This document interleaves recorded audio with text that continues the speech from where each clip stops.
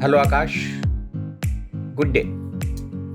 I'm really fortunate to have a guru like you for my Excel. To be very frank, let me tell you a few things. I'm working for business flying in a corporate and I have to use lot of Excel.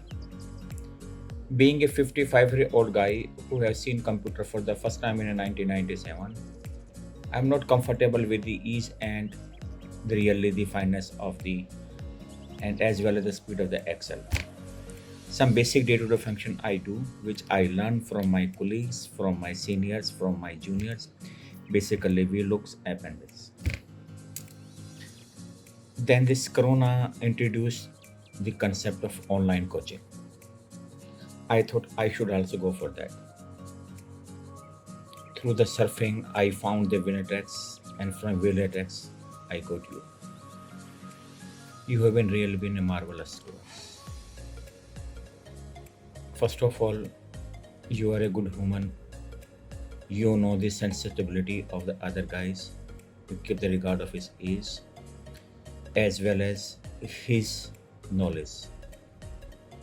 Some of the students probably do not know anything about the Excel, but you get adapted to that.